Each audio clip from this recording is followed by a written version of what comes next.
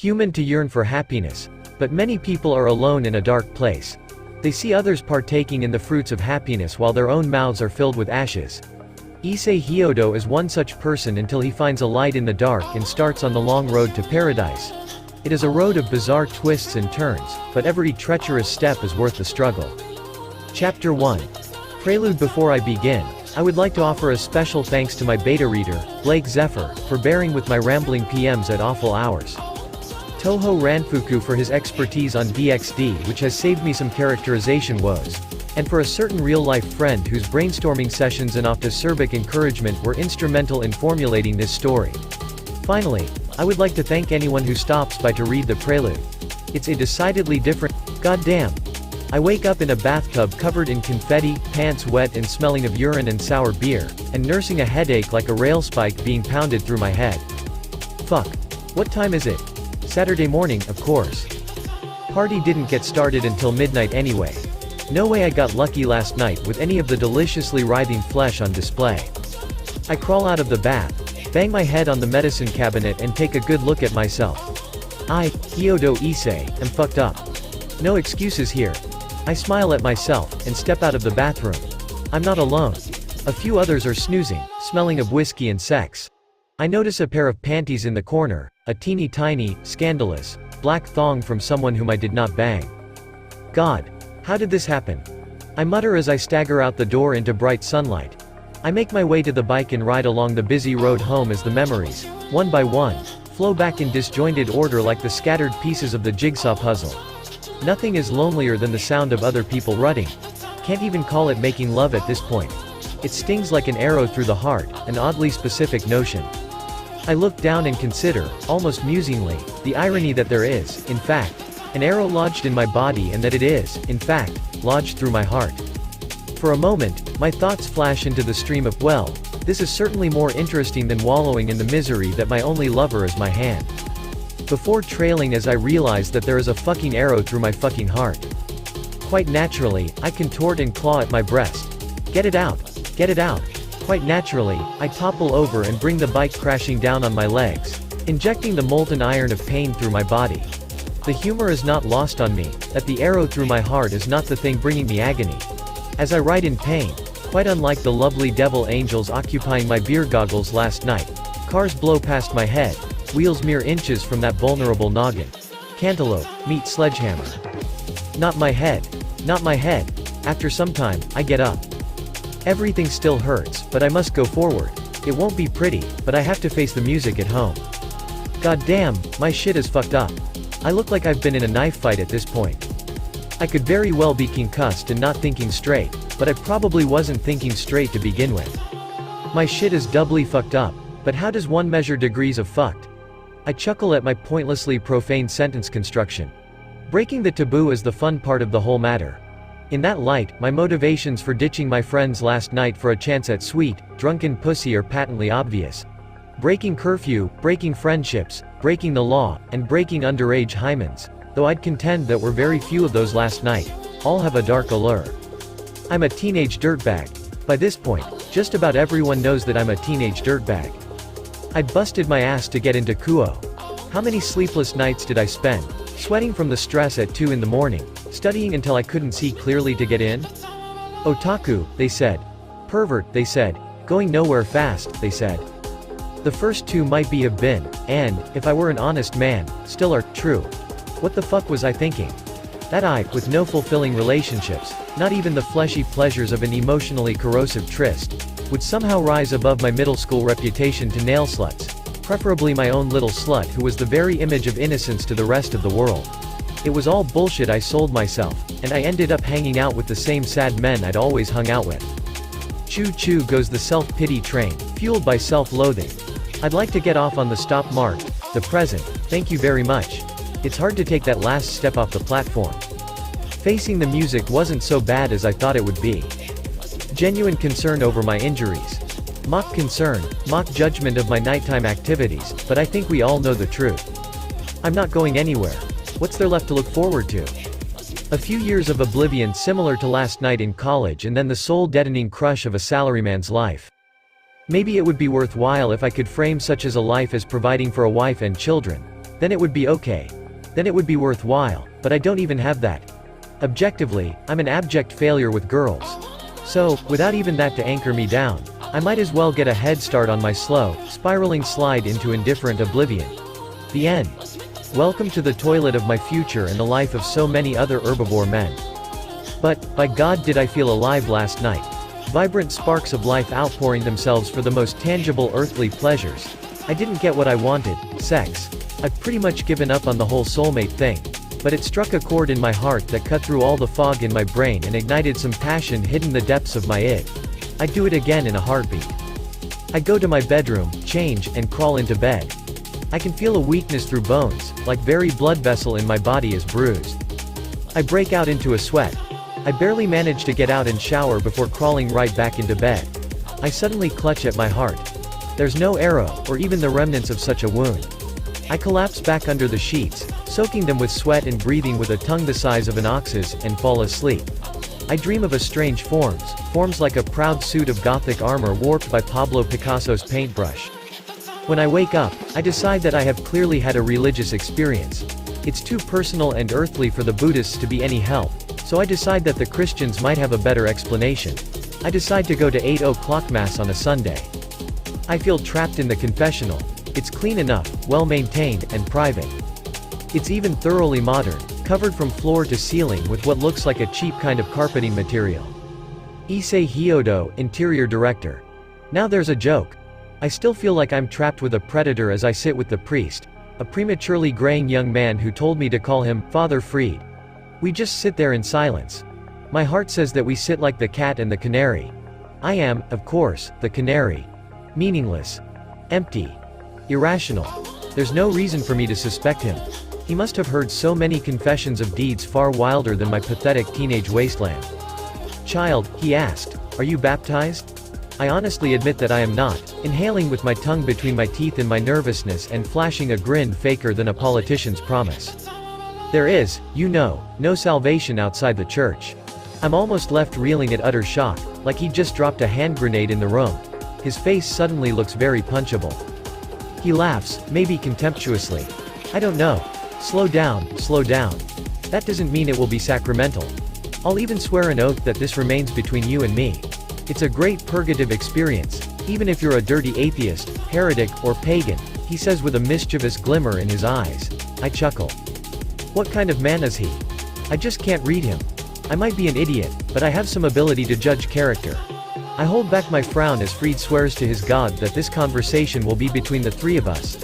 A confession. We just sit there in the dim confessional. Well? He asks, almost enthusiastic but restrained. Well, where do I even begin? From the beginning, of course. As John says. In the beginning there was the Word, and the Word was with God, and the Word was God. I brace myself for a lecture about a book I've never read. Who the hell is John, anyway? Is he some famous priest? Fuck it. I still want to go through with this. I don't even believe this shit, but just being able to fucking talk is like a breath of fresh air. Fresh air for some dying Frenchman fumbling with a crude gas mask, stuck in a trench with no way out. A life's confession, what a novel concept. God, does it hurt? Every word, every wrongdoing, is like tearing off a bandage. By this point, I have enough for a full body cast. It fucking hurts. My avarice, my greed, my pride. My lusts. I'm opening my heart to a damn stranger. Father Fried just listens, understanding but almost pleased. What kind of pleasure is he feeling? My life's confession seems to last for hours. The ugly walls seem to fade away. The movement of my watch becomes meaningless. Click, click, click. Like a metronome. It's just me and him, suspended in a void. It's hypnotic and beautiful. I finally finish. Tick, tock, tick. I can't actually absolve you, he says, breaking the stasis. That's okay, I tell him after some deliberation. What are you? Are you pagan, heretic, or atheist? The first and last, like most Japanese people, I say unapologetically. Father Fried snorts, closes his eyes, and smiles like a shark. We all have our faults, but only a few sins permanently sever your connection with God. For you, that would most likely be despair. You hate yourself and your sins too much to fall into presumption. No, not despair. Definitely not despair. There's something more that I hope I can see tested. Why? He smiles. This time, it's kindly. Did you know, he said, going off into another topic, that the greatest saints were often the greatest sinners? Augustine, for example, spent his youth whoring, stealing, generally being a little shit, a smart-ass little shit. So, how'd he stop? He had a change of heart. Most don't. That's why he's a saint. Most people are stuck on a boat with one paddle, circling around and around in ever-narrowing rings until they're dead in the water. He chuckles as if he's made a joke. Then Father Fried makes the sign of the cross. Go in peace to love and serve the Lord. I hope we can meet again. I step out of the confessional, at once confused and relieved. The rose-tinted lights falls on me and I spread out my arms to absorb it like I'm in some sort of melodramatic movie. I hear my feet clop across the empty stone floor as I make my way past cold pews. The sound pulses off into the dusty corners. The church takes on a different character without its flock. It's too spooky for me. I stop myself at the threshold. I don't want to leave. In that moment apart from time, I was at peace. What's left for me out there? Am I getting back on that damn boat? I hate it. Maybe I'd be a good man if I could just sit in a tube somewhere, cut off from my senses. I step out. I didn't know you went to church, Issei? A girl. A lovely girl who knows my name, not rejecting me. Not reminding me of just how broken and pathetic I am, even by silence. I smile and try not to cry. Tears of joy, that is. Hello. Fancy seeing you here, I say, cursing myself that I can't remember this raven-haired beauty's name. I've seen her around school. I've probably wanked to her. Fuck. Yuma Amano. Don't you remember me? Of course. She looks so different now, wearing a tan cardigan with a purple striped sundress. I can see her now in the school uniform. Never took her to be church-going type, but even I came occasionally, for the first time. I do. I just didn't recognize you dressed like that. She does a little twirl that highlights the creamy expanse of her long legs as she steps daintily with her black espadrilles. My rational mind screams at me to give her a backhanded compliment, to touch her, to do everything I'd seen those guys doing last night. To what end? So I could fuck her. But I can't. Here, now, if I could even pull it off, it would break my newly mended heart. The images come against my will. Touching her, kissing her, stripping her down. Even the most innocent glance starts this process. I close my eyes for a moment, and all I can see is myself pulling down her panties. Not now. Bending her over. Shit. Why? Taking her right there. And I hate it. I hate it. I can't stop these sordid images from playing in my mind. Do you like it? I do. It flatters you. It really does. She smiles cutely. God, why? All I want is happiness. Here, the closest I've been to that simple, romantic pleasure that I pedestalized, that I built a fence around, that I deified. All I can think of that harsh reality. I saw that reality last night. I've seen it for years. I want to laugh and cry pathetic, pathetic tears. A world of laughter, a world of tears.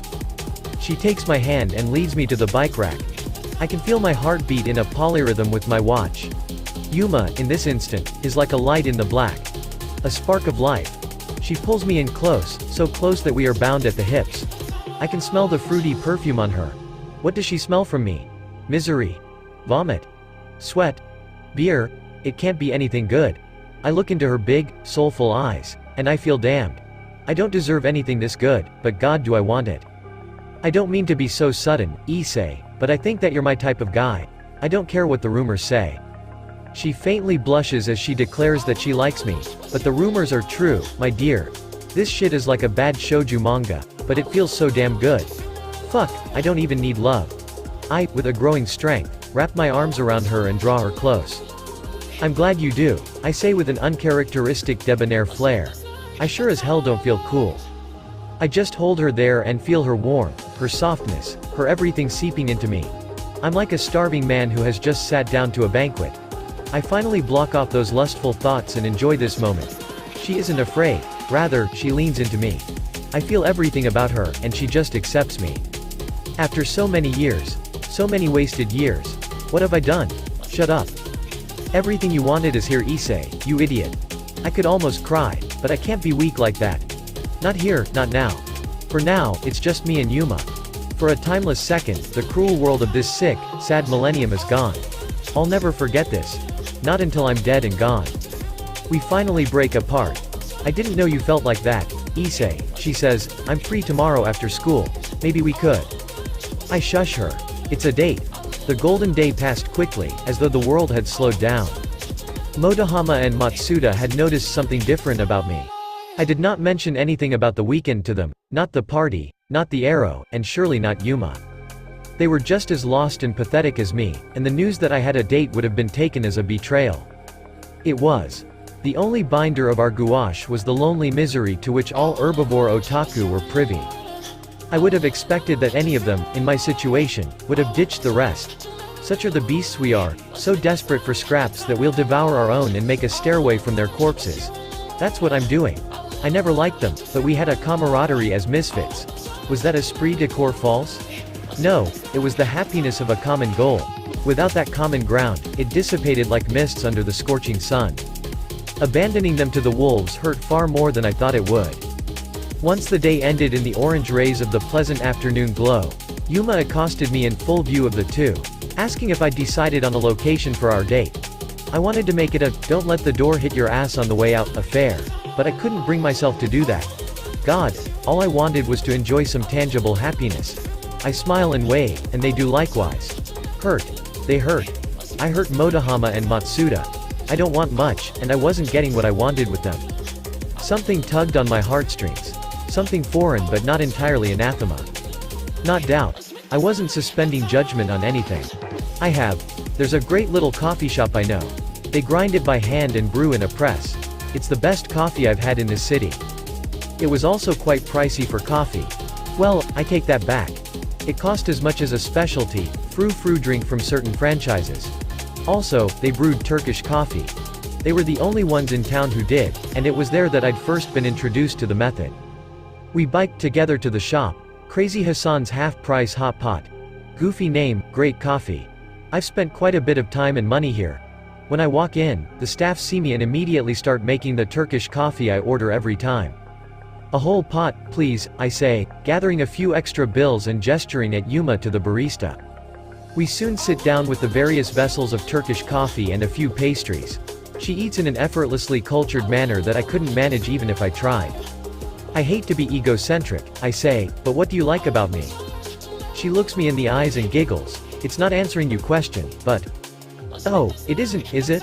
I first heard about you through all those nasty rumors. What about them? I ask, trying not to sound glum. There's definitely some kernel of truth to them, but you seem so smart and driven from my overlooking view. I wanted to learn more about you, the real Issei. Is this the real Issei? I hope so, but there's something dark crawling inside of me. I focus on the sweetness of the coffee rather than on her. Maybe she can see it. Maybe she can't. I hope she does and can accept it, or help me let it out constructively. Do you like what you see? I ask, almost suggestively. I don't know. I haven't seen it. There was more to that. And unspoken, but I want to. In time, Yuma. I barely know you. She smiles and brings her lips to my ear. She whispers, let's go to the park. I want to make our first kiss special. I don't understand. I've done nothing. I'm put on guard. There's no such thing as a free lunch, damn it. Even in fuck, I hate this. Even in romance. I can't believe that I've never paid much mind to the park before. We rode our bikes through the poplar-lined path until we came to the fountain, where many young couples have dropped 5-yen coins for good luck. Some are bright and shiny, others covered by a patina of verdigris. We walk hand in hand, almost like a couple strolling down the aisle. There's something I don't like. I cast it aside as the mere anxieties of a kissless virgin. She kisses me deeply, and I'm taken aback before I fight back. I feel so close to her, as if all barriers are broken down. It was the best kiss I've ever had. My first, outside chaste kisses with my parents and relatives. And it will be your last. It's been a pleasure, says Yuma. Then she transforms into a monster. I thrust her away and scramble back as I watch this transformation. Her clothes melt off like tar, leaving her nude before me until the black ropes snap taut. Seductive. Punishment. Black wings of death sprout from her back. Before you die, I wanted to leave you with a good memory. A spear of light coalesces in her hand. The animal hindbrain was right. Here be dragons. I run. I'll die here, but I'll be damned if I don't take every measure possible to save my life. Pain. An immense agony shoots through my heart, not in the form of that spear the monster I called Yuma Amano wields. I see the outline of an arrowhead, still lodged in my body. I feel something coming. Something big. Something dark. something powerful, something shady. I look over my shoulder and see the spear coming towards me. Coming in for the kill. Execution. I dive into the shade of a poplar tree with a speed I didn't know I possessed, and I dive into the shadow. I'm alone in inky blackness. Am I dead? My heart still beats, and furiously. Nor am I alone. There's a friend here. The darkness parts until I am faced with a figure that stands by me. He's tall and lanky, and looks like a dated salaryman in his gray flannel suit. But that's it. The rest is darkness. Darkness of a perceptibly different texture than the rest. My friend. Slim Shady. And I'm out, finally able to breathe again. Air, real air, almost sears my throat. I look up through tear-blurred eyes and see her. She observes from a domineering view on her black wings. Slim Shady rises out of my shadow to place a supportive hand on my shoulder. I don't understand it, but I'll use it to survive. No, to win. I have to get closer. To do what? To kill her. I crouch and hustle across the killing ground to the next shadow, into which I dive, followed by a volley of explosive lances whose splinters of shrapnel tear through my flimsy school uniform. I hit the ground running from the next shadow, a little closer. The monster is looking the wrong way. Slim Shady is no longer by my side, instead rushing into battle. His weightless form emerges from the shadows cast by the wings on her back. His hands. My hands. Wrap around her neck and squeeze her soft throat, wringing it of life. She twists and struggles, changing the shadows surrounding her form. It's too quick for Slim Shady to maintain his constrictor grip, but his ministrations are enough to bring her down from her high ground. As she plummets, a shadow forms on the ground. Slim Shady is at once gone, but he's waiting. Just before she would strike the cement blocks of the path, he reaches out, grabs her, and drags her into his shadow realm. I feel Shady wrap his hands around her throat. I see her tear-red eyes begging and pleading. I'm going to do it. I'm seconds away from doing it. Killing her with my, Shady's, hands. Was it all a lie? I don't understand anything anymore. So I do something incredibly stupid. I show mercy. She rises from the shadow of an unshattered, unbattered aspen, carried by Slim Shady. Yuma chokes and sputters like a dying engine. She reaches out for me, but I, Slim Shady, yank her back. I don't want anything to do with her. My broken heart bleeds anew. Issei, she groans in delirious ecstasy, tongue lolling out of her mouth. What was that? You spared me. She coughs and spasms. You really are my type. Can I truly forgive her? Perhaps there truly is a thin line between love and hate. I, once more, prove myself to be a dumbass. I kiss her, taking what little breath she has regained away. She grinds into my embrace. What the fuck have I done? Previous ch2 of 9 next. Chapter 3. Ona Dick. I think the choice of combining High School DxD and JoJo's Bizarre Adventure must seem baffling, especially because of the tone I selected. To be honest, it is even for me. The idea of a frustrated, melancholy Issei came to me a few months ago, coinciding with some personal feeling of ennui. I wanted to examine the person I think Issei was before the start of the series. He wants sex. He isn't getting it.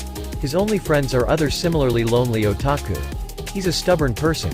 If he can't get something now, he'll try with all his heart to succeed even as he falls and falls and falls.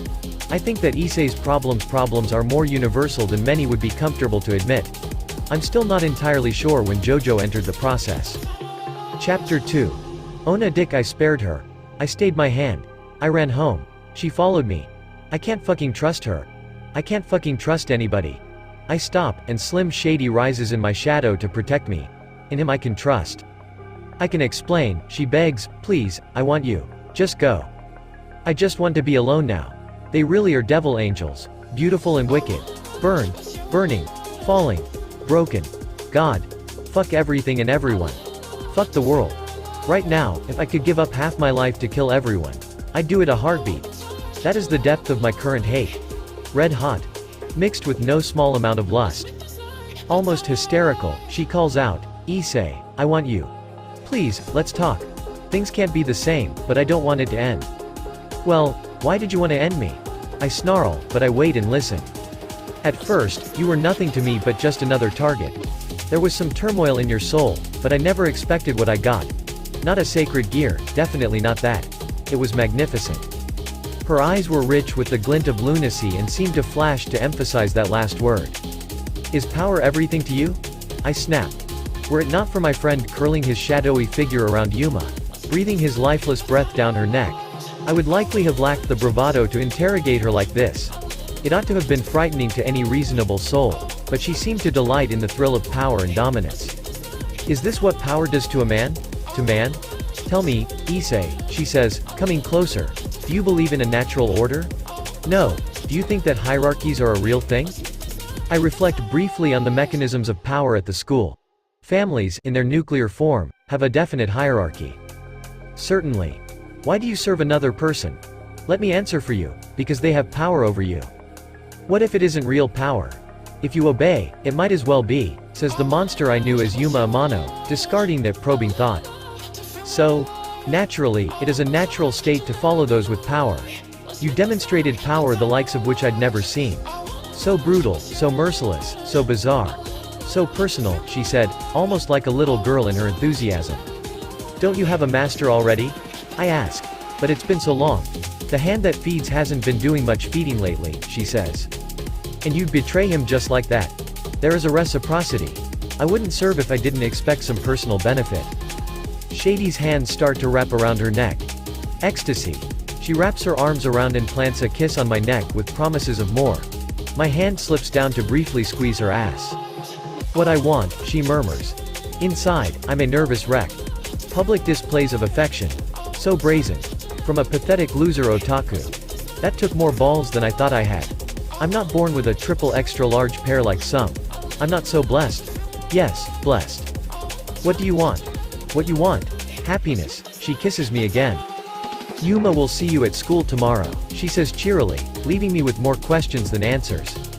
I go home, do my homework, and sleep on the matter. I successfully suppress any emotional outbursts under the ritual grind of my everyday life. It seems as though I now have someone to whom I can vent about these matters. Of course, this person is the same monster that tried to kill me and now seems infatuated with me. I suppose that it is a mere failure to communicate. With a broken mended heart, I go to school. I gleefully lose myself in my studies and make it a point to ignore Yuma's, the name will suffice for now, attempts to get my attention. My lips turn upwards into a slight smile as I deny her. Not only did she try to kill me yesterday, but she also has the nerve to think that we're on friendly terms. Kids these days, I fucking swear. Lunch could not come soon enough. However, on the way down the stairs to the cafeteria for curry day, and I love curry day, there was the sound of a throat being cleared. Excuse me, Hyodo, she said. Thankfully, it was not Yuma. Instead, it was the tall, buxom, and much admired Akeno Hamejima. While I, as had most of the male populace of Kuo Academy, had certainly pined over her gravure idol figure, she had not given us much attention. We figured that she was in some sort of lipstick lesbian relationship with Rias Gremory. How unfortunate. Yes, Hamejima, what is it? She smiles in that Yamato Nadeshiko way of hers. Would you like to have lunch with me? I'd love to, but I'm afraid I didn't bring one myself, I say, gesticulating vaguely at her bento. I can share. There has to be an ulterior motive. I may be an idiot, but I'm not blind. Not to mention that I got burned and nearly killed with a very similar setup. I do take Hamejima on it. The things I do for a pretty face, I swear. It's not like I've had much female attention. My mom, but that's different. Yuma, but that has taken a turn for La La Land with a pit stop to refuel on some high-octane crazy. But she's right, you know, and now this. She takes me not to the school roof. Far too cliché. Because of its silly overuse in media, some group always occupied it. Instead we go to sit under the privacy of a gnarled oak at a distant edge of campus. Whispers following. Don't hate the player and all that rot, but I'm the one being game. I'm a bit surprised, Hamejima. I thought we'd be eating with Gremory. She has things she needs to do. I don't eat with her as much as even I'd like, admits Hamejima, and please, call me Akeno. After all, this implies a certain. She trails off, and politely covered her mouth while she laughed softly. A certain intimacy. A few days ago, that would have been a completely pleasant thought. Myself and Hamejima. Not only that, but Hamejima making the approach. I would have been overjoyed. Now, there is a certain sense of paranoia. A trust in the darkest parts of my heart, too. In Shady. It is quite a large lunch and 2 bentos. Because of how one was devoted to rice and side dishes and the other to entrees, I suppose that this would have been a normal lunch for her. How does she maintain that figure? She's tall, but I never took her for an athlete. What would you like, Issei? You have the first pick. If you packed that all for yourself, I wouldn't want you to be hungry later. It just ain't right. Are you implying something? I smile evasively. After a moment, Hamejima, excuse me, Akeno, chuckles and hands me a rice ball and some homemade tempura, prawn tails and broccoli. It is delicious, and I said as much. It ought to be. After all, I did make it. Besides, after yesterday, you need all the nutrition you can get. I freeze. What did she just say? Something about yesterday, damn. Pardon? Oh, you know. It's not every day a mere human survives a battle with a fallen angel. Do you like my cooking? Certainly, but I'd suggest that we stay away from that topic, I say with a veiled threat. I can see his face in her shadow. Ready to strike at my command. Serpentine and deadly. I'd rather talk about how lovely you are, Akeno, I say. Do you really think that? She asks, smirking. Oh, but I do. Guys want you, and girls want to be you. That's quite sweet, but very few are privy to the real Akeno Hamejima. I evasively mull the thought over in my mind, pursing my lips and tilting my from side to side. It's an act. Of course, I want to be a part. To belong. But I also want to play the game. To crack her persona. Might she be my type? Her body type, certainly. With flying fucking colors. If I can't get her interested, there's no way of knowing if she's my type. Not that I have especially high standards. Don't forget about Yuma, a little voice reminds me. I remind that little voice that she is an infatuated psychopath. How does the saying go again? I remember now. Don't stick your dick in crazy. At this rate, if the rabbit hole with Akeno goes any deeper, I will simply have to resign myself to riding the crazy train. With girls like this, it won't be an unpleasant ride per se. Then, to add insult to injury, I snatch up another rice ball. Penny for your thoughts. Rice ball. Same difference. Akeno fans herself in the shade with a piece of loose leaf. I would like that very much. If only to offend the delicate mores of what associations are and are not proper at this school. We really must do this more often. Either yesterday changed you far more than we thought, or I overlooked the goldmine of the real Issei. There are a few more layers before you get to the real Issei. Of course, I haven't peeled past the layers to get to the real Akeno. There's iron in her voice. A rather veiled threat. What do you want from me, Akeno? I ask. She smiles coyly and eats some of her lunch. Let me flip that around. You want answers. I can give you answers, but there's no such thing as a free lunch. I want something of yours. What might that be? You, or at least your soul. I scoff and scoop up some rice. How, pray tell, does that work? I ask. A few days ago, I would have put even the lovely Akeno Hamejima in the loony bin for this kind of talk. Now, not so much. Remember how I called that girl a fallen angel?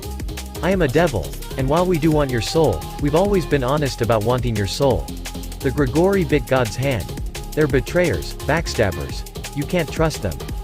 And why should I trust you? I contend in between bites of tempura. She passes me a helping of a salad in a sweet vinegar dressing, and I thank her. I do enjoy hyperbole, Issei. I can also imagine what it took to earn a fallen angel's infatuation.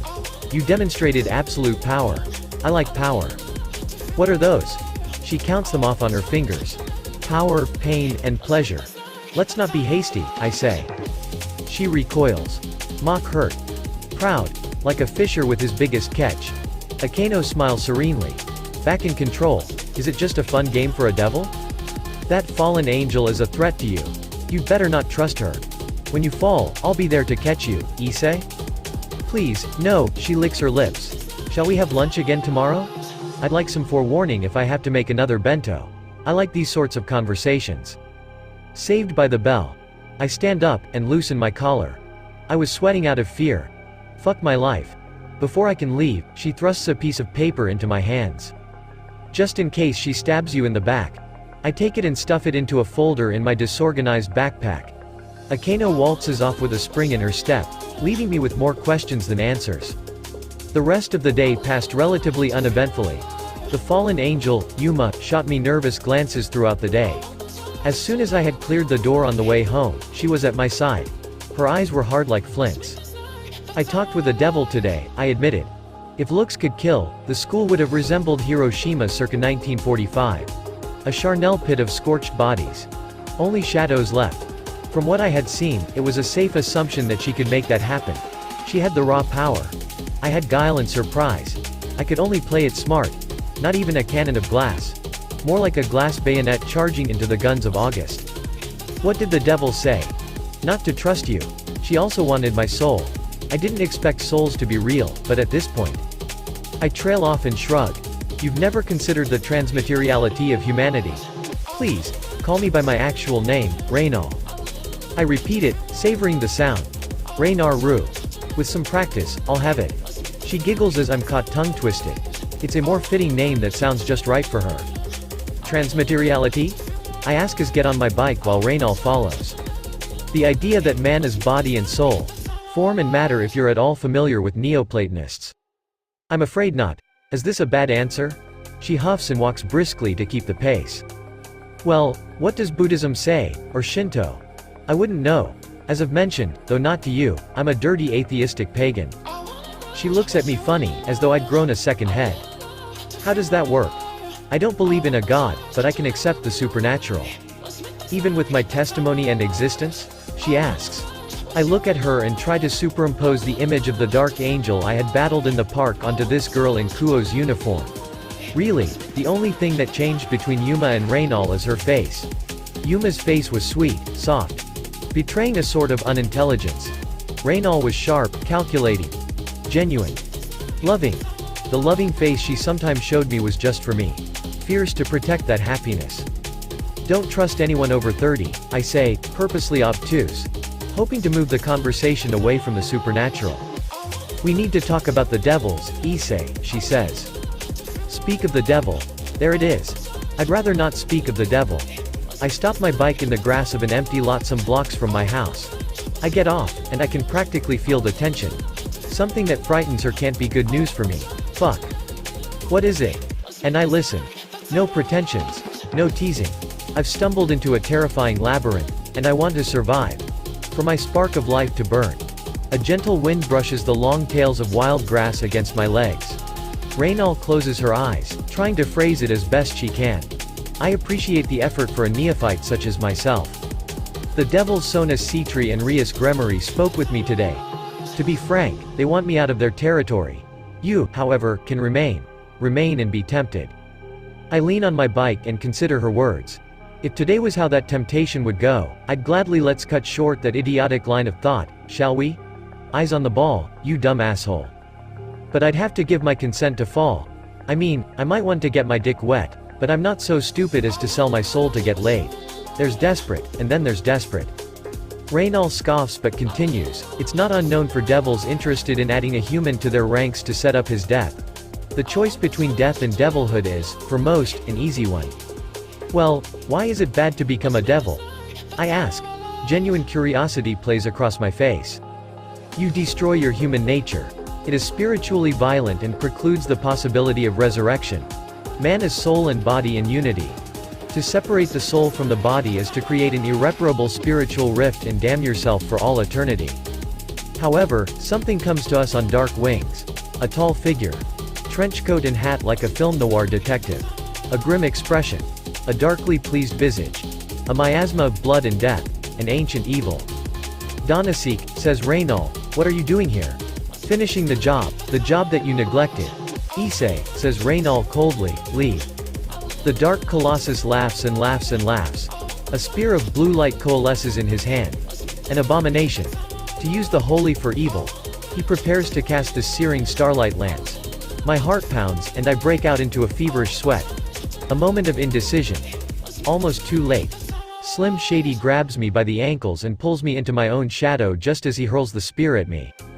I hop from shadow to shadow, greedily gasping at the air as I pass from void to earth. At the speed of dark. And then I am gone, dragged into the next shadow. I finally stroll into my house, trying as much as possible to hide the marks of the narrowly averted battle. I realize that I need to leave. First, previous ch3 of 9 next. Chapter 4. Dancing in the Dark. Freed as an absolutely underused character. Writers always seem to see the psycho and never the priest. Personally, I really like the mostly unexplained theological side to DxD.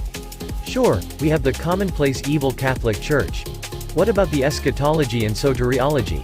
Surely the higher-ups are aware of this if a defrocked exorcist can chill with the Grigori. Frankly, I debated putting this story in the spiritual category. A flaw I feel that high school DxD suffers from is weak villains. I really wanted Fried Selzen to be more than a psychopath, to be a psychopath on a mission from God, not unlike a more twisted version of the Boondock Saints.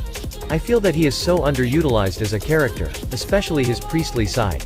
I hope that my characterization is enjoyable. Fear. That man was utterly terrifying. Just like Reynald. How had I survived that first encounter? Bravado. Surprise. Perhaps it was a stunning depth of ignorance that made me just act to preserve myself. Here, I knew better. Here, I was paralyzed by fear. A man that had spent thousands of lifetimes slaughtering beings more powerful than me. The cat and the canary. I gasped. Free at last. Cocky. I've got to be cocky and ballsy to even think of surviving another encounter that I can't escape. At the same time, wounds to the front are just as wound-ish in nature as wounds to the rear. They make you equally dead. I go to my room like a zombie and bury my face in my hands. My life is simply spinning out of control and collapsing into shards like a shattered mirror. I want to laugh. I want to cry. It's a mad, mad world out there. What the hell should I tell my parents? I can just see it now. I go right up. Mom, Dad, I would tell them, I'm going to quit school for the foreseeable future to run away from demons and fallen angels. They're real or something. Thanks for raising me. Love you.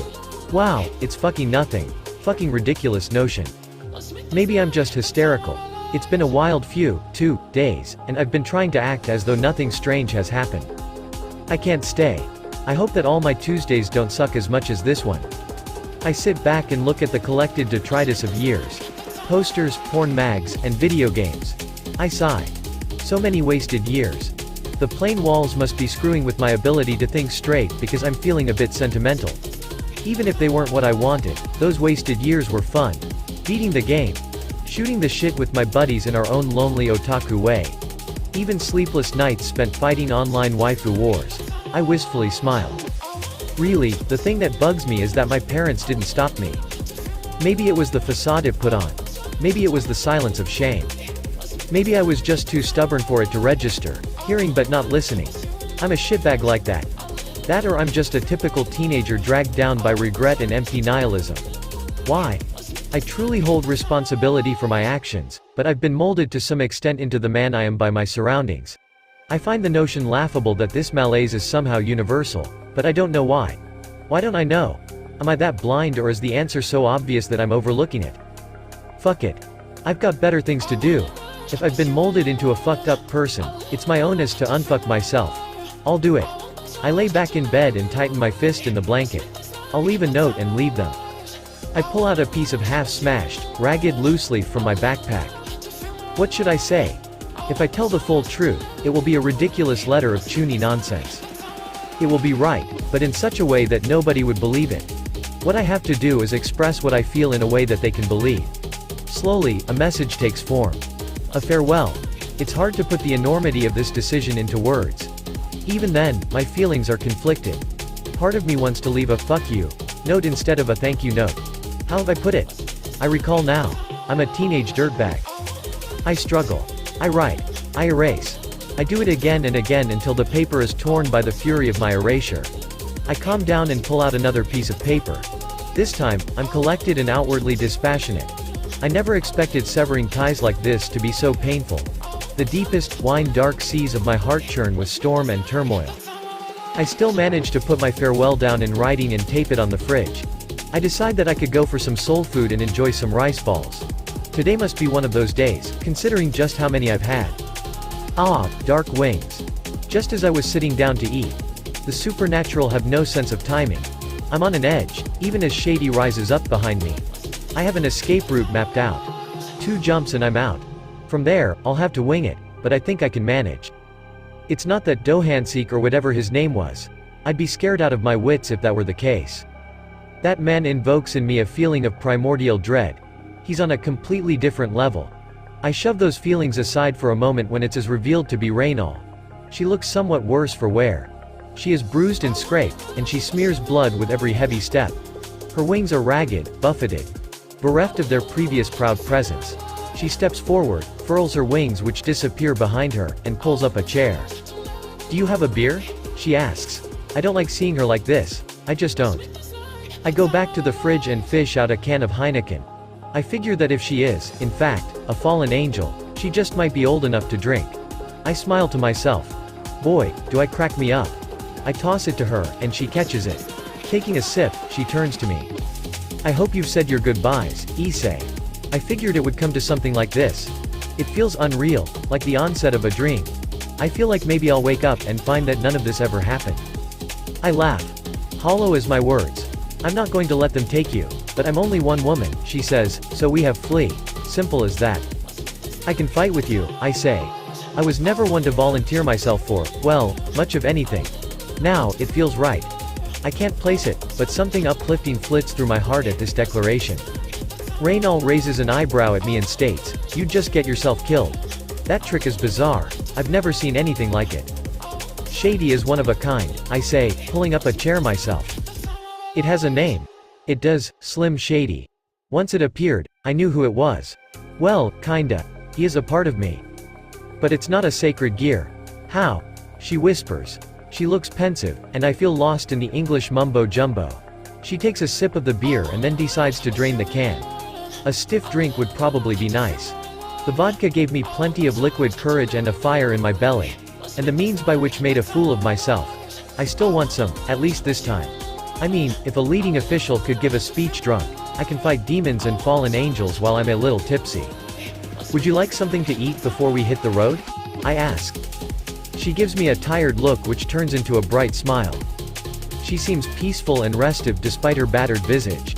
It can't be much compared to the feasts of heaven that she once knew, but I think that the physical is not nearly so important as the emotional aspect of the gesture. I get the rice maker a ricing and start to cook up an okonomiyaki with a bit of diced ham and chopped green onion. The smells of sizzling meat, eggs, and onion begin to waft through the room. It's one of the few things I can cook well, and there's a certain immersion that takes me out of the real world and into the pleasant hum of the kitchen. It is ready soon enough. I just let her eat and sit back. I go upstairs, grab a bag, and toss in some clothes and personal items. It then strikes me. I'm not lonely anymore. I might be throwing away everything I've known for no gain, but I won't be alone for the journey. Issei, we have a problem. Fuck me. What now? I rush down the stairs, feet clomping a 1-2 rhythm. The dishes are in the sink, and she is standing up and waiting for me. She presses her finger to her lip to shush me. I creep cat-like until I am by her side. Slim Shady follows. It's Middled, another fallen angel. She's waiting, probably just playing with us. That's okay, I whisper as I pull Reynal close. I already plotted out an escape route. I smile, snap my fingers. The world is painted in airless black. In a dozen gasping jaunts through that cold void Slim Shady called home, we arrive in the local department store, oozing out of the shadow behind a pillar. He floats there, waiting guarding. The fluorescent lights flicker with flitting harshness. I sigh and slump down. Reynal squats to my level.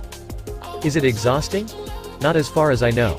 I realize that I'm alone in a mad world that's gotten much bigger and much scarier. I sigh. This sucks donkey dick. I look at her and realize that she looks cat-like. In the sense of a cat that has been dragged kicking and clawing through a car wash. Shopping? I might be a stingy, middle-class son of a bitch, but I do have a sense of decorum. And at least theoretically, I am pecunious enough such that I can soak something more expensive than I would like. Middle-class values, or something. I ask her what sorts of clothes she likes. I like light dresses, but I always ruin them when I get in a fight. What sort of clothes don't get ruined when you start tossing around laser spears? The ones I bring with me. I quickly realize that she is referring to those. Well, I wouldn't call them clothing. Strips of tar or leather that show off the joys of bountiful opai.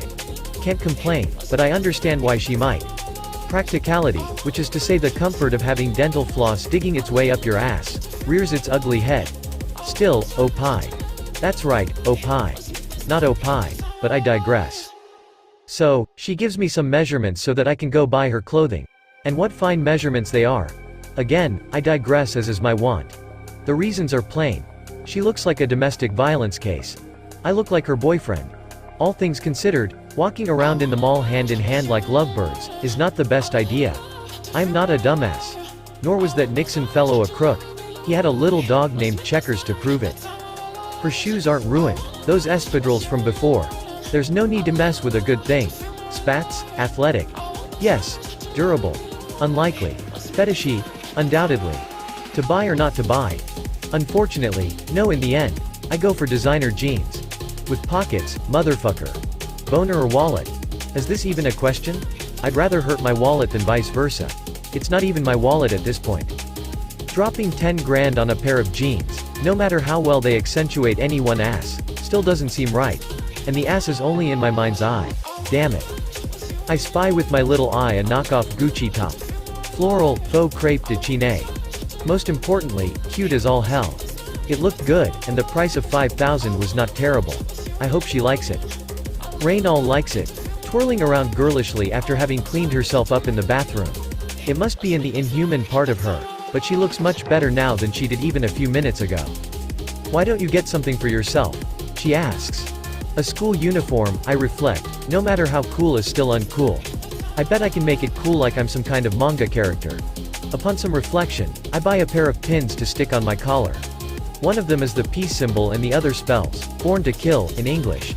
I could say some bullshit about the duality of the human condition. Mostly, I think they look cool together. Raynal and I strike a pose. Absolutely fucking fabulous. I assume the come hither position, cocking my head at a funny angle. Raynal crouches by my side, making a finger gun. Selfie material. Hell yeah, motherfucker. The shutter closes, capturing this moment. Forever. We giggle like little kids once I show her the picture. A warm feeling. Taking off some of the edge of fleeing for our lives. We walk into the parking lot. It's late now. The sky is wine dark. The lights of cars glow bright white. It feels wrong. The eerie blue of the new streetlights. Like I'm underwater or in some realm of madness. The parking lot is mostly deserted. The town gets quiet at night. Unless someone is having some sort of house party. All in good fun. It's why I'm here, as the butterfly flaps, anyway. Pop. The parking lot is filled with glass shards and sparks as every light bulb explodes at once. Run, Issei. Raynal takes my hand and pulls me somewhere in the dark. Footsteps. I hear footsteps following us. Scanning the skies. Nothing, but an attack could be sudden. As I learned all too well. I look back, and Shady scans sightlessly. Left, then right. Raynal shepherds me, running left down an alley. She hits the chain link fence running and fluidly swings herself over the top. A flickering bare bulb. Freezing blackness. But I'm past the fence. Snap hiss. Fires of purgation and hate. Armed by fate. Father Freed, Selzen or some gobbledygook like that was his surname if I remember correctly. Smiling. Like a psychopathic shark. A psychopath shark with a fucking lightsaber. You've been a very naughty girl, Raynal, he says. And you're a fake priest, defrocked for his atrocities, she retorts. His face flashes with rage. I am not a fake. Do not presume to know the permanent mark of the priesthood on the soul. You who with perfect will had but one choice to make. I'll cut out that pernicious tongue of yours, you silly little bitch. She turns to me and smiles. You're starting to see why this fellow was defrocked, right? I can only nod blankly. It's almost sickening to think that I told this man my darkest secrets and failings. Everything that makes me a wicked and weak man. I would still be fighting the darkness with the Lord's light if that Adiomalius hadn't personally stepped in to defrock me. Who? I blurt out. Adiomalius. It means hammer from God, in Latin, son. It is the nickname for the man currently sitting in St. Peter's, Pope Hilarius II. Please, let her die like the wicked bitch she is, and we'll get this sorted out. Is this the killing me kind of sorted out? I really hope not, because I'd rather not die. His carmine eyes spark with light of his fiery sword. Count yourself in luck, boy. You have something far more interesting than a sacred gear. Do you know what a charism is? I nod blankly. Raynal scowls and conjures twin lances of burning purple light. Of course not. What was that term you used for yourself, an atheistic pagan? Ah yes, that was it. That conversation in the confessional seems so long ago, does it not? Issei. Silence, whore. He roars. And even the fallen angel listens. She has something to say, all right, but she bites her tongue. It's a Greek term for a gift from God that allows one to fulfill his mission within the Catholic Church. We can't quite call that a sacred gear. We ought to, because all sacred gears are charisms, but that's the same as some primitive who's only seen airplanes suddenly encounter a helicopter and call it an airplane. It fits, but it doesn't. He sure must like hearing himself talk, but I remember the confessional. He listened well to what felt like hours of my sins. He must care about me in a twisted way if he's chatting rather than disemboweling. Let him. I can run away in a thought. You, my boy, have the power to slay monsters. That is the ability God has bestowed upon you. It is your choice to use your power the way it was intended. What are you getting at? I ask, harsh and simultaneously nervous. I will only ask this once. I want to leave a legacy. I like you. Join me and illuminate the dark. Now that you are acquainted with the night, the shadows will never leave your vision. Please become my apprentice. I never had these thoughts until I met you. My faith tells me that this is a sign from the Lord. God is dead, false priest. I witnessed him fall in the battles that rocked the heavens, says Reynal coldly, speaking as though she is not entirely in the present. Your only guidance is your delusions. I've been in the business of killing your kind for millennia. To me, you are not but bacteria. Before time existed, I was. He ignores her. Issei Hyodo, he says, using my name for the first time, there are two kinds of time, chronos and kairos.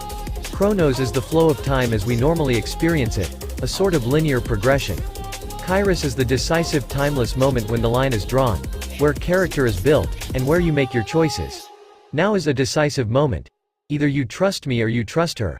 The choice is yours. His eyes glow with hope and madness. Those eyes show the courage, or madness, of a man who would burn the world for his faith. Reynal's differ. Everything I can see in her eyes is easily grasped. Devotion. Regret. Anger. The same protective instinct that drives a mother bear into a berserker rage to defend her cubs. I believe that it was in that single moment that I first loved Reynal. Now. I can't stand on the sidelines. I must choose.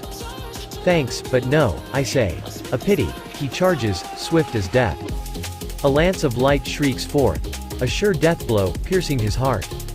He cleaves it in twain without breaking stride. Lance and sword clash with iridescent fire. They enter a deadly dance. That man is perhaps the most deadly thing I've seen in action.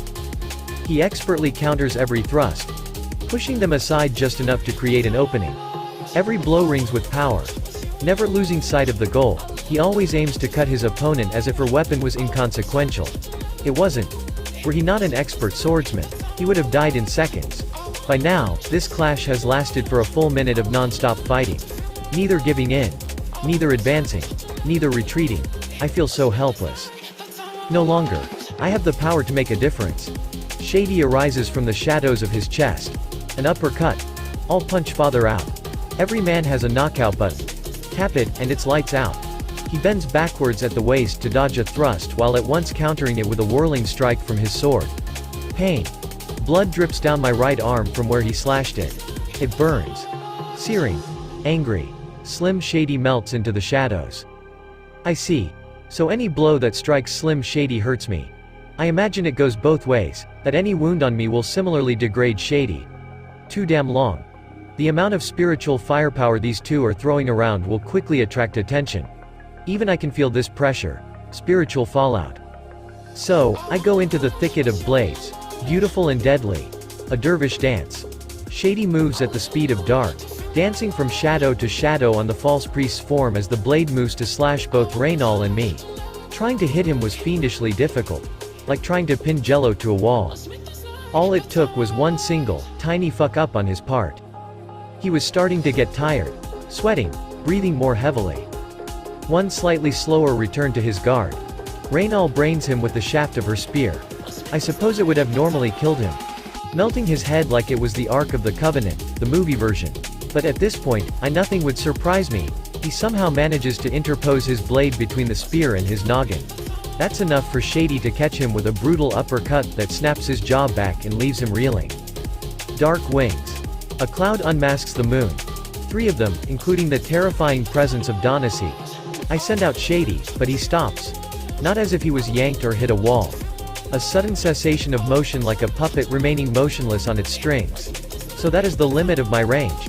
About 30 meters. That could be inconvenient. Blazing light. Ready to cast down thunderbolts. Feet pound the dirt. Reynal already has 2 bolts in her hand, hurling them at the menacing monsters meandering in the heavens. They hurl theirs. Everything goes white. Then black. Soundless, too. I can feel concrete splinters tearing my skin. I can't take it. So, I jump into that airless void. Slim Shady. He's there. Almost asking when I would like to snap back to reality. Now. Please. I whirl around. Dust. Rubble. No Reynal. Fuck. No priest or his buddies, moderately better. Issei. She wraps her arms around me. A hug. She kicks off into the air. Maybe not. My face feels like someone is trying his damnedest to rip it off.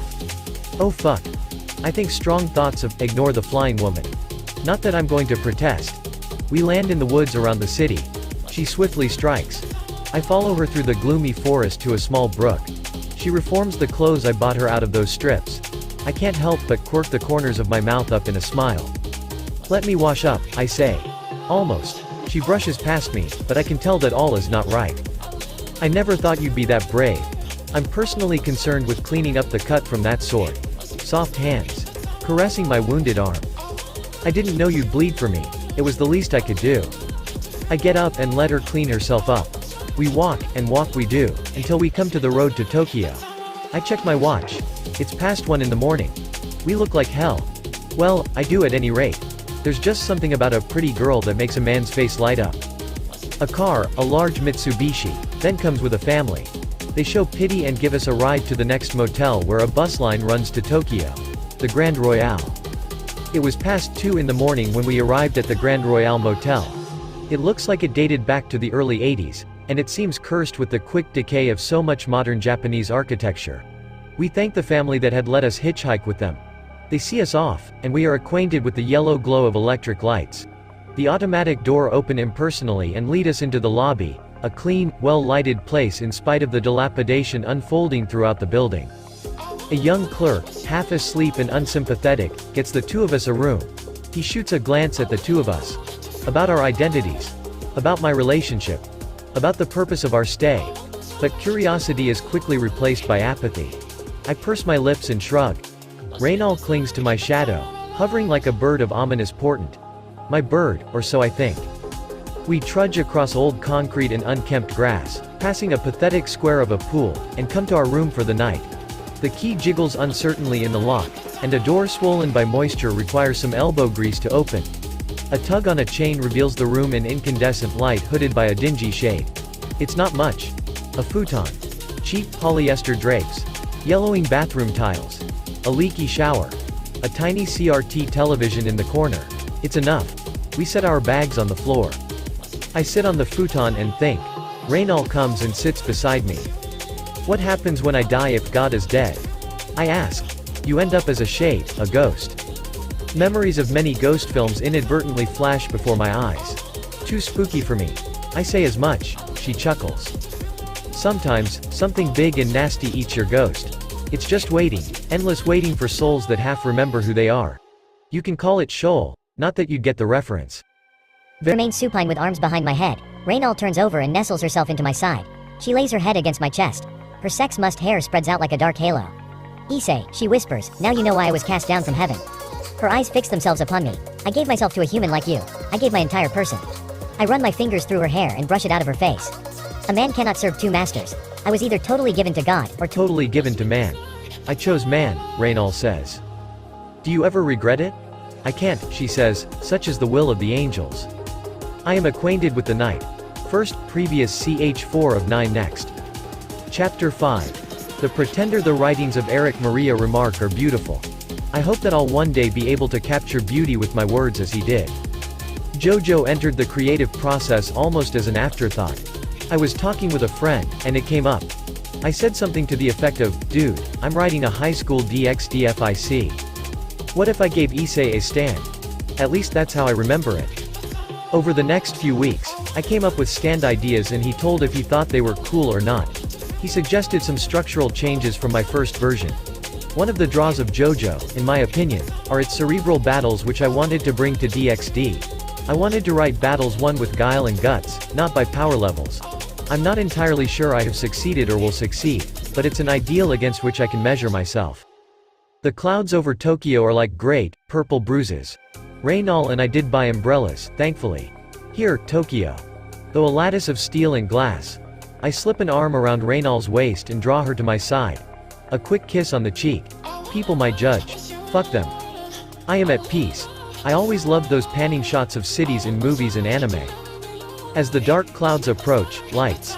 Each light a soul, a spark of life. Always in motion. Whether in the glare of the trains, or in the red of taillights. I reach out, as if to press my hand against the glass and feel the rustling heartbeat of the winds wrapping around the skytree. When I was young, before I wanted to have a harem and before I got clubbed over the head with a great big clue bag, I wanted to be an architect. I still do whenever I see a vista like this. Lightning flashes in the distance like an artillery barrage of the gods. Thousands of roofs. Some flat. Others slanted. A few traditional temples and the like. How many years? How many people? What scale? What majesty? You like this, don't you? I nod. Why? It's beautiful, like a grand dance of nature and mankind. For me, it's like ashes. What? Comparatively speaking. You are young, nor have you tasted paradise. I step back and place my chin on my fist. Raynal circles around me, shoes clicking distinctly with every step. I don't get it. One moment, you're a cute teenage girl. The next, an ancient, cryptic seeress. Seriously? She snorts. Dismissal. I flat out told you why I think the way I do. While it's not polite to ask a girl her age, I am ancient. Quite frankly, I'm glad she doesn't show it. I'd much rather perky, young Raynal than some wizened crone. Not cool. She comes awfully close to me. Or attractively close. Depending on which head with which I was thinking at the time. I love you, Issei, but you are very dense, Wolfram dense. You need to learn when to just shut up. To be honest, I don't think I've seen your eyes light up like that. It wasn't the thunderstorm, was it? I tell her about my dream, smiling all the while. Would you like to see the palaces of the afterlife? If it's just us, I bet I could sneak you in. The Brass City, Pandemonium is said to be legendary in its beauty. Heaven is, of course, more beautiful. Imagine the most fabulous cathedrals of Europe, which were supposed to be microcosms of paradise on earth. Even the pearly gates are more beautiful. I smile. Let's do that. I don't imagine they get many tourists. Let's set a precedent, she says. As we step towards the elevator to take us back down to the ground for a train to Shibuya to see the Mori Art Museum, I notice a man. Tall. Wearing a duster and brown leather boots. His hair is thick, dark, and curly. Like a lion's mane. There's no way he's entirely Japanese, not with those green eyes. It's only a brief motion. A nod given in passing. There's a familiarity that utterly fails to put me at ease. I am a thief, robbing potential revenue by using my mysterious power to not pay for the trains. Woe is me. I will admit, using such power for something so mundane is fun. The frigid void never changes. The only warmth is Raynal, who holds tightly to me, so as not to lose herself. Even in this airless hell, she kisses me. A moment of perfect intimacy and solitude. Burning warmth. Scorching love. A candle of lust. Then we emerge from the shadows onto the train with nobody the wiser. A long trailing coat. Fluttering in the rush of the train. You have got to be shitting me. Detour. But where? The weather sucks, so I'd rather stay inside as much as possible. The park would have been nice any other day. It's about lunchtime, so perhaps a restaurant is in order. I check my wallet. Boy am I impecunious today. I have maybe 5,000 yen to my name. I'd had some more, but I spent some mailing back the credit card to my parents. Quite honestly, I felt bad about it. As we emerge from the shadows in an alley, shielded from the worst of the storm, we unfold our umbrellas and walk through the rain. Personally, I like tenya. Tempura is even better on a shitty day. As I order and pay for a pair of rice bowls, watching the gray, murky weather, that man passes by in an old yellow R32 Skyline. He parks it nearby, gets out, and the car vanishes into thin air once the key is out of the ignition. Yellow. Riding shotgun. Is that some sort of mummy? I don't want to stare, and turn back to the food and Raynal's beautiful face. What is it? Asks Raynal. I'm not sure what to say. Really, I'd like to only think about her, honestly. I love her, or at least I think I do. That night. Unforgettable. We've made love since. Sweeter, perhaps. No less passionate. The locations haven't exactly been the most romantic. Every so often, I have second thoughts. In the dark, with only her warmth by my side. I hate it. I want to trust her. I want to love her. I still remember that chilling moment of revelation. The battle. The sensation of almost killing her. Can I truly find happiness like this? Reality crashes back like a tsunami. A tall shadow looms over the table. Seconds? He asks. Who are you? I ask, almost snarling. A stand user, much like yourself. His voice is both melodic and deep. I could listen to him talk forever. Hypnotic, like a python. So that's what this thing is called? I ask, intrigued. Reynal glares at him, but we're in the middle of a fucking fast food restaurant. I understand why she is pissed off. Fucker got the drop on us when we can't exactly retaliate. If his ability lets him kill us without causing a scene, he may have just won. I have myself to blame. I noticed him but didn't say a damn thing. Why? How could I be so stupid? It is. It stands by your side. That same mummy that was riding shotgun appears beside him. Swaddled in writhing, living warning tape. Points of light glow from empty sockets. Floating. Its finger unravels into the tape and then reforms into its original shape. First, he says, only those touched can see a stand. The fact that your girlfriend reacted indicates that she is not entirely human. I would have known if she were a stand user. It's a certain magnetism that draws stand users together. Perhaps fate. Perhaps God. Reynal bristles. Who are you? She hisses. He ignores her. Second, you and your stand are connected. If it comes to harm, so do you and vice versa. I'd already figured that one out, coach, I interrupt, Slim Shady rising from my shadow with his arms folded in front of him. Third, stands are mere mirages of the soul. Their matter can be shaped by a strong will. In a flash, the mummy disappears. I look around, scanning for its presence. Inside. It's inside me. I can feel it crawling in my skin. Or at least I have a very vivid imagination. Like performing a magic trick, he lunges forward and pulls. Out comes yellow warning tape. From my nose. It reforms into the silent mummy. He smiles, but something is off. Perhaps, he didn't like what he found. Akihiko Kazemi. Issei Hyodo. Pretender. Slim Shady. We shake hands in the real world. Both Pretender and Shady mime our movements, clasping hands firmly. My Pretender has excellent analysis capabilities. I thought you would want to know that you have a stand arrow lodged in your heart. I clutch at my breast. Get it out. Get it out. It can't be any ordinary arrow, if I'm not dead yet.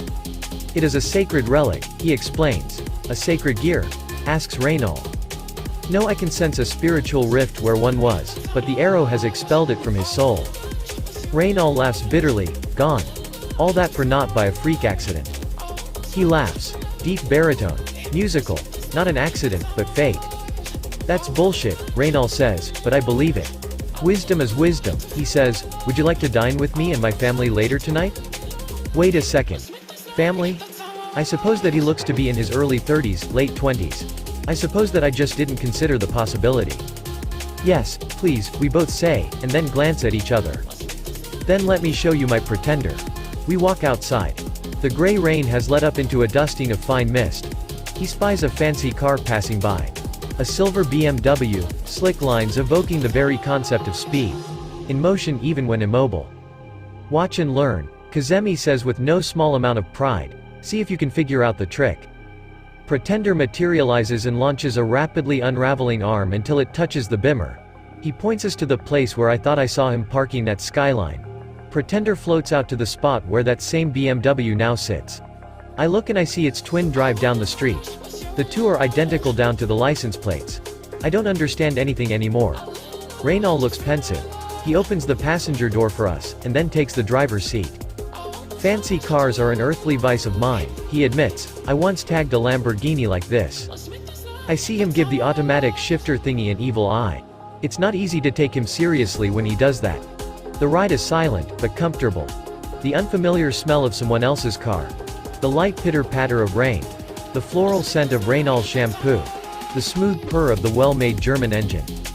It takes almost an hour to get from Roppongi to Chiba. We arrive at an apartment complex that must have been built in 80s. The paint is already peeling, and it shows its weathering. It's well cared for, well lived in. I just hate these buildings. Aesthetic ruins are where it's at. Not this decay from mediocrity to slouching shambles. Longing to be more than just another building, but always failing. Never surpassing. I can't let myself be like those buildings. Once we get out, the car vanishes as if it never existed. That's it. I ask, not entirely knowing how he did it. That's it, Kazemi affirms. Reynal starts to laugh, clearly having a better idea of the trick than me. I hate being the slow one. I'd still call it a sacred gear, she says, it fits the bill. It's more like a charism, he says. There's that foreign word again. Is he half Greek or something? I feel like I'm out of the loop. Does your pretender replicate items? We take the stairs up to the 3rd floor. One of 8. He knocks on the door before opening. Smiling fondly. A pair of girls rush toward him, maybe 5 and 6. One has her dark hair pulled back in a braid. The other has her cut in a traditional princess cut. Otherwise, they are very similar. Twins? You. How was your dance lesson? It was great, Dad. I just started on tap, and I really like it, says the girl with the braid. Ichigo, what about you? Read anything good lately? She smiles kindly and nods to her father. Not the talkative type one suppose. Not everyone is. Who are these people? Asks Yu. Yeah, Dad. Who are they? Good people in need. You remember the parable of the Good Samaritan, don't you? Yes, Dad, they reply together, far more reverently than I could ever manage. What do I believe in, anyway? A peculiar notion. Unbidden, but not something that I can altogether ignore. I think Reynal put it best. I want happiness, but what makes me happy? Sex, obviously. I sought it because I wanted it, and it felt good. Feeling good made me feel happy. Such an infantile train of thought. It's true. What else makes me happy? Companionship. Even something as pathetic as watching porn with Motohama and Matsuda or more innocently fawning over the latest anime merchandise or something. Yes, companionship makes me happy. I suppose I was happy as well before I came to the crushing realization of just how pathetic I'd become. Is ignorance happiness? I'm not sure I can answer that question. I step into the 2+ LDK apartment to greet the kids.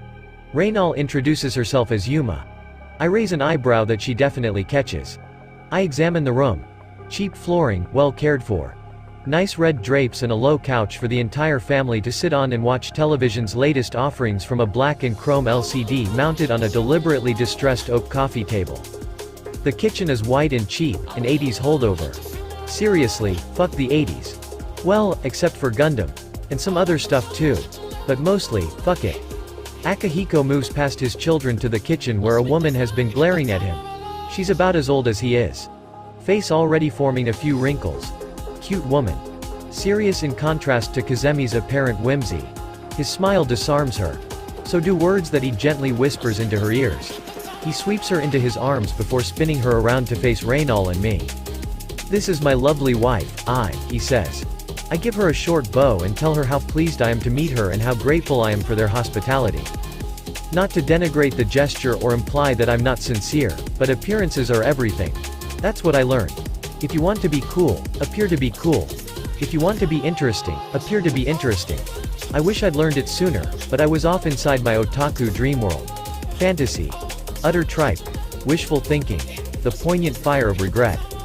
Nice to meet you too, his wife says, Amano, Hyodo. Not entirely trusting.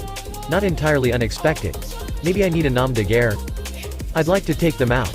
There's something I want to show them, says Akihiko, hanging up his jacket on a coat rack. Kazemi looks like she wants to say something, given how she purses her lips. She remains silent and nods. We start to head for the door. Please come back by 7 o'clock. You can do that, right? She asks. He strides back to plant a quick kiss on her cheek. I'll be back. Trust me. She smiles. Bright. Loyal. Happy in spite of any prior misgivings. There's something roguish about the man. A relaxed charm. He could easily be a cult leader if he had the desire. Once we leave, he snags a dinky K car with his pretender. It materializes soon enough, ready to be driven. I don't recognize where we're going. The ride takes us to the outskirts of Tokyo. My watch says that it's about 4 in the afternoon when he stops and gets out. Once we leave, it's gone. As if it never existed in the first place. A fake. I think I get it now. I smile. He nods back. Confident. Why would he believe in me? It makes me feel happy. Trust. Do you understand?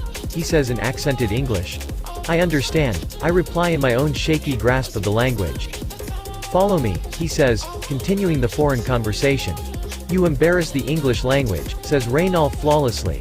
Damn, as to be expected from a fallen angel. He takes us down via hatch underground. A cathedral of concrete. Sporadic bare floodlights illuminate circles. My shoes slosh in a few centimeters of water. Reynal has wisely taken hers off. I want to see what you can do, he says, fight me. Shady manifests. Reynal transforms into an avenging angel. Where the clothes go, I do not know. I should ask. Pretender stands by Akihiko Kazemi. A lance of sickly light erupts in Reynol's hands. One more thing, he says, this does provide flood relief to the Tokyo metropolitan area. Please don't blow anything up. Now go. Reynol explodes into motion. Graceful, flashing muscles. Rising through the air like a sinuous sea monster. Pretender's warning tape arms unravel and corkscrew after her. The spear becomes a blur of motion as she fends off the barrage of fists. Like footage of a fighter plane caught in a crossfire of angry tracers. Seconds. Precious fucking seconds. If he wanted, I'd have been dead. Slim Shady surges through the darkness, cutting through space as we know it. I know what I'll do. Stun him, drag him into the void, and dump him back out so he can admit defeat. It's better than nothing. Shady emerges from under the leg of his pants. Kazemi glances down and Pretender's leg unravels to pull Slim Shady bodily from his shadow. I'm in a state of shock, grasping at my neck.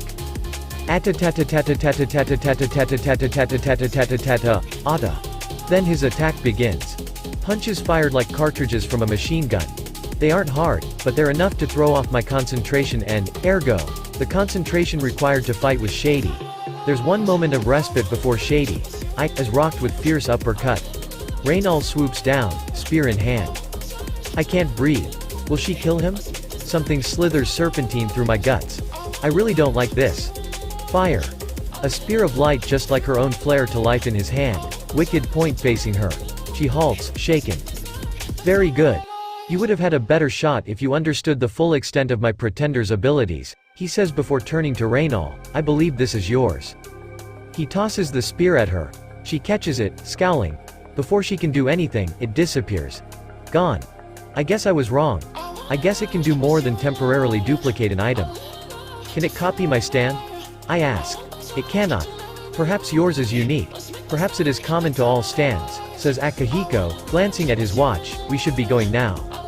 Reynol flies up and transforms. I simply utilize Slim Shady. It is Akihiko who has to climb the ladder. We spend some time walking until he spies a blue hybrid Civic. He views it as though it were a necessary evil. Car people are weird. There are more stand arrows scattered around the world, he says. There are forces on the move to take them. Personally, I don't want them to fall into the wrong hands. Why are yours the right ones? I ask, beating Reynol to the punch. The arrows are for man to actualize his potential. They are not for heaven or hell, since they have already surpassed the body. They are for man to liberate himself from the frailties of the flesh. I didn't know about these stands until he manifested it in front of me, says Reynol. Akihiko Kazemi meets her eyes through the rear-view mirror. In Pakistan, I met a very powerful stand user. He believes his cause to be just and has the power to search the world for the arrows. You, fallen angel, should be concerned because, should this man succeed, God will rise anew like a phoenix. And the war will rage anew. The earth rent asunder. How do you know this? This and that. By faith, by the tales of good men, and by my own eyes. I have seen what you have not. I'll join you, declares Reynol. The apocalypse must be cancelled. If she trusts you like that so quickly, I'll help your cause, Mr. Kazemi.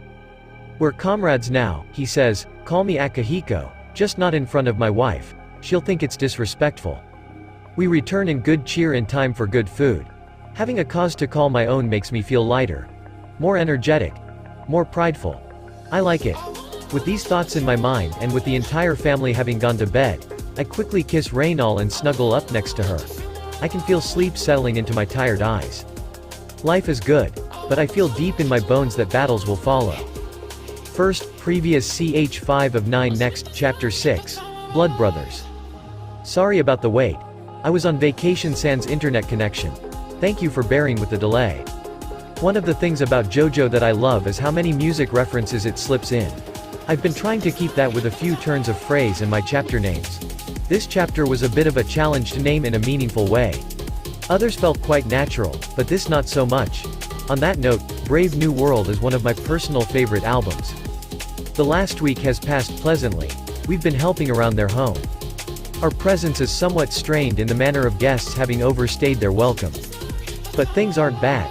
Really, any strain is between Akihiko and his wife. She's nice, polite, and probably has his plan to kill everyone in the room at any given time.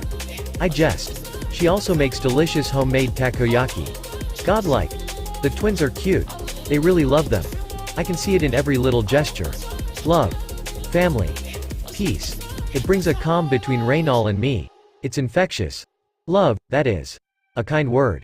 A little gift. A small gesture. Today is Thursday. Akihiko, Reynal, and I sit around a small, circular table at a little coffee shop several blocks from his apartment. Not franchised. A little dingy. A little greasy. The hole in the wall that makes a neighborhood a neighborhood. The high sun in an azure, cloudless sky warms the table. It is comfy next to the window. Or it would if the other half of my body weren't cloaked by the cool shadows of the small shop, smelling of roast and wood. That makes it a slight nuisance that I notice only when there is a pause in our conversation. I have an espresso. Akihiko settles for black coffee and Reynal for a cappuccino. Not as good as Crazy Hassassin's, but the venues for Turkish or Greek coffee are limited. Fewer still were as affordable. I just want very strong coffee in very small cups. If I may ask, what was so special about that man's stand? I ask. It was unapproachable.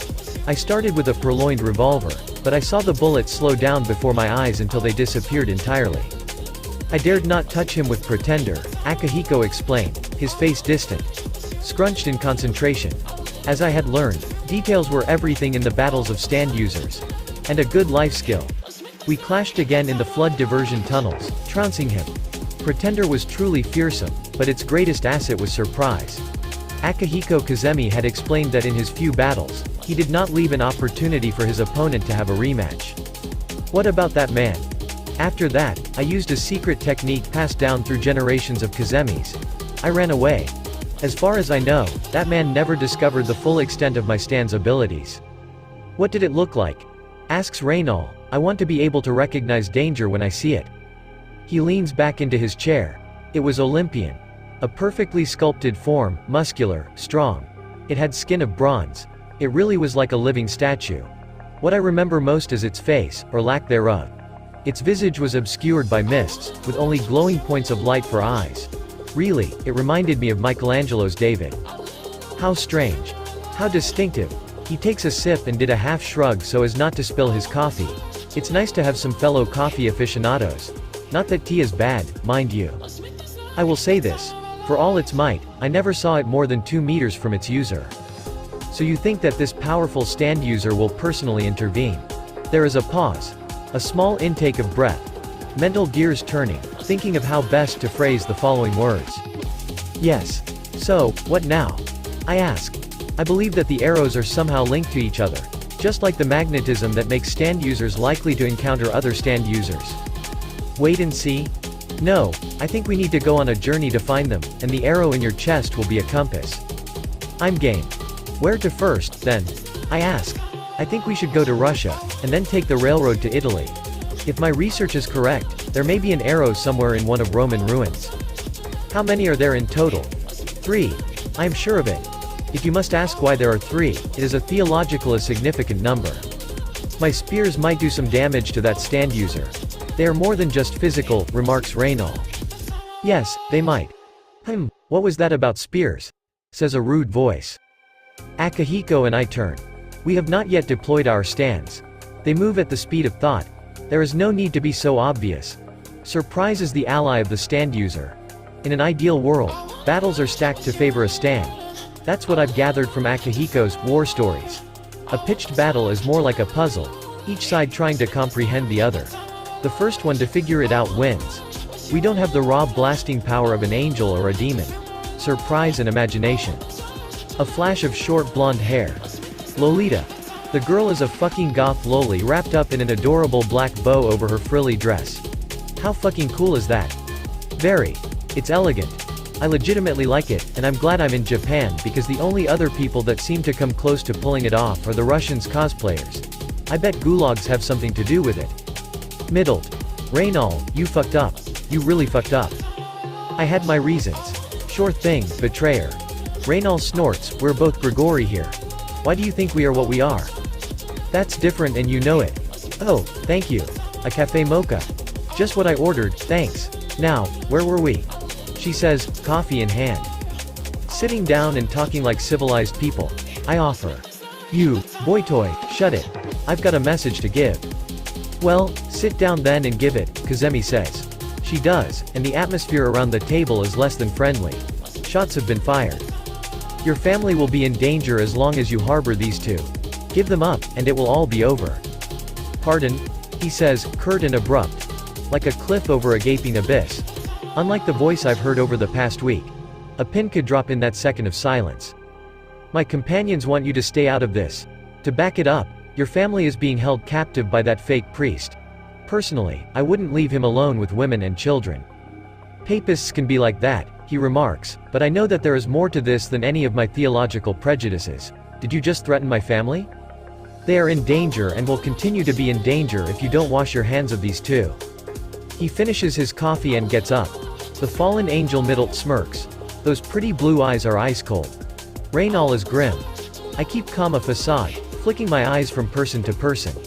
I can feel that slithering snake of doubt worming its wiggling way through my guts. Let's step outside, Akihiko suggests. It isn't a suggestion.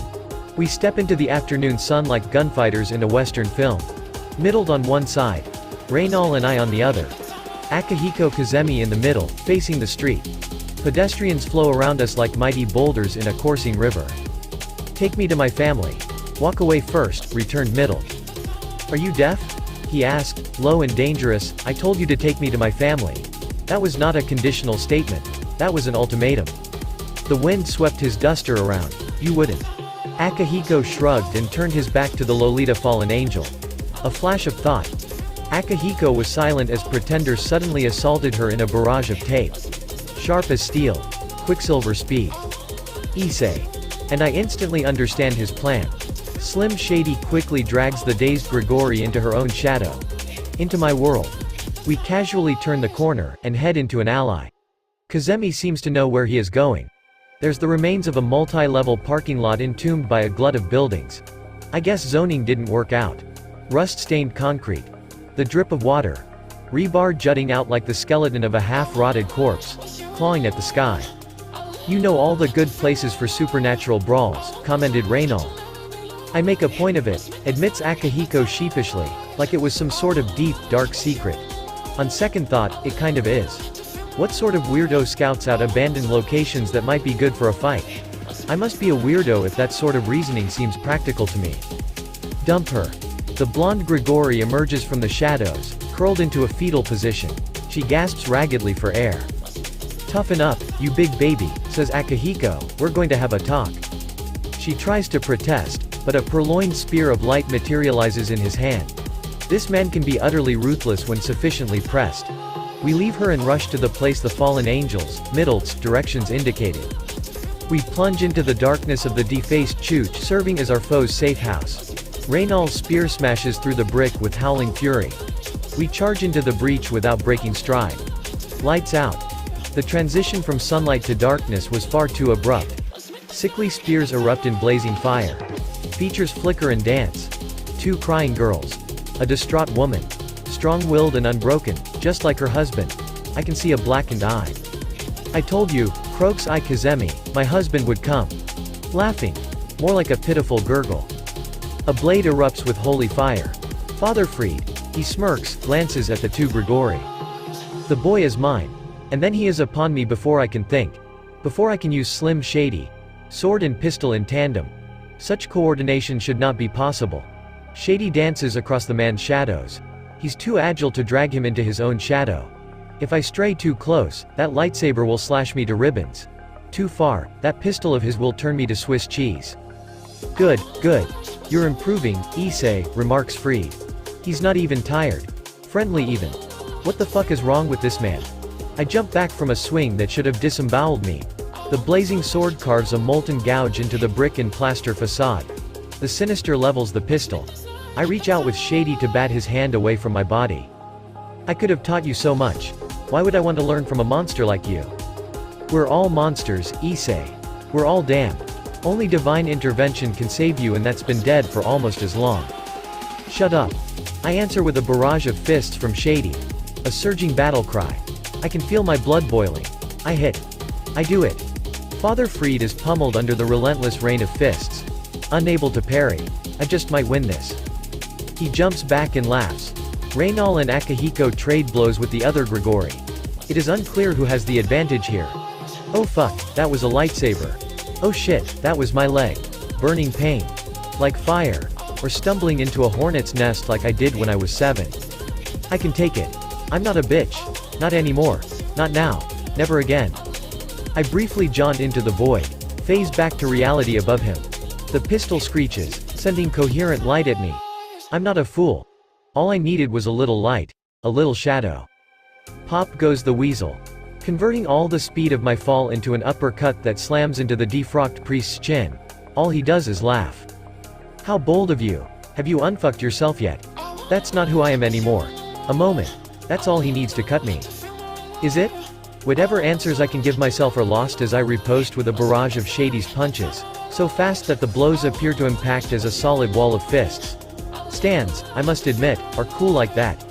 Derisive, mocking laughter. Mocking me. Mocking what I stand for. Mocking what I was. What I am. Fuck it. Kill the fucker. I don't need your advice. This time, I'm fast enough to force him to block my blows with his arms.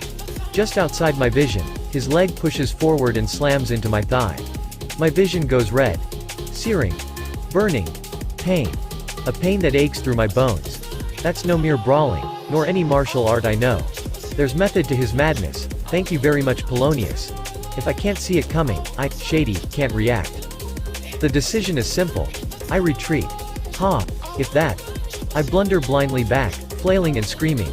Like a toddler separated from his mother. Crying. Afraid. Fear of the dark.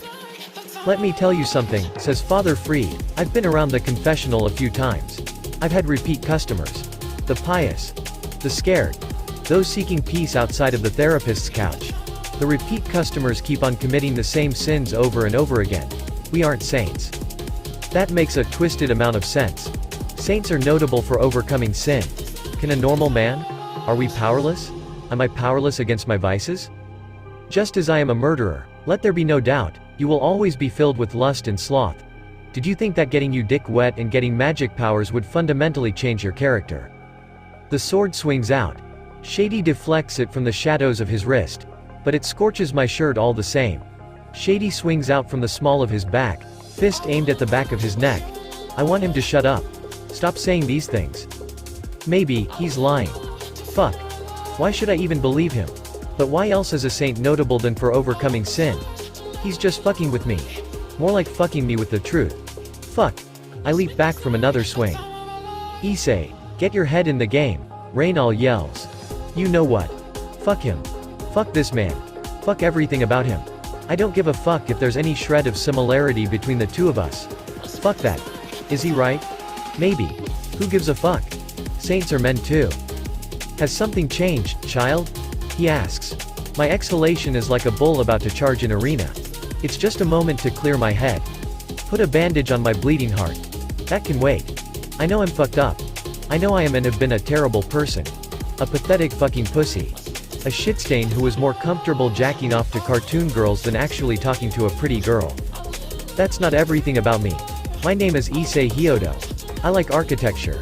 I have some fashion awareness. I know the best local coffee joints. I'm not half bad at math. I tested into an excellent high school. I've even gone and had some fun getting myself fucked up. I have friends, even if I fucked them. I know that I did, and I'm sorry about it. You, Father Freed, don't know a damn thing about me. All you know about are the things that make me guilty and disgusted with myself. So. Fuck you, I say. It's quiet, like the calm before the storm. It's calming. Cool. Razor-sharp focus. I do the idiotic. I get close. A bolt of searing light tears through my shoulder. Clamp down on it. Shut it off. I don't care. It doesn't matter. Even as my left arm flops uselessly at my side. That's okay, I've got more hands. Shady steps in my shadow. My right hand takes the gun out of line. Shady is fast and subtle enough to grab and twist his wrist before he reacts this time. That's okay. I don't need more than one, this time. Half-remembered judo lessons fill my mind. His knee snaps him as he prepares to take me into a clinch. I have no doubt that he, more experienced and mostly unharmed, could clobber me. I don't give him the chance. I have Shady. The stand punches him in the face. That's all I need to grab his wrist and throw him over my hip. Whomp crack. His head slams and bounces on the stone floor. His moans are pitiful. A glimmer. His pistol. Oh shit. Fuck. Parts of his body don't seem to be under his control, and he twists. Spasming. Groaning. Flopping like a fish out of water. How can he concentrate enough to pick up the pistol and keep it steady? This will be my last thought before I die. And then he points it under his chin and pulls the trigger. The mangled jaw rasps a single word. Amen. He dies laughing. Why? Why would he do that? Why would anyone do that? What does it mean? Issei, says Akihiko, cold and yet somehow reassuring, we need to go. And so we do. Of the fallen angels, nothing remains. We make the papers while I recover in the hospital. Reynal changes her face, and Akihiko tells the story. It's a small column about an extraordinary citizen's arrest. That's putting it lightly. I've always wanted to be a hero. How ironic it is that the one time I'm getting good publicity, I really don't want it. That's life. Or something. I can't say I'm disappointed, nor can I be happy. How many times did I think of what the priest said to me? Thousands. Hundreds. More than I can count at any rate. I thought about it. Deeply. Heavily. As though my heart were being weighed against a feather. Can I really change? Who am I really? Really? That's a word that came up often in my mind. Can I make these desires correspond with reality? Make them become truth? That's what I tell myself. The white walls both enclose and liberate me. From myself. From the world. This whole stand business is an adventure, I believe. It's certainly one way of removing an emotionally corrosive malaise. It was a sickness of the heart. Of the soul. There's a certain song by a certain band about a certain man living in a particular time. Schizoid. Torn apart. Without direction. Chaotic.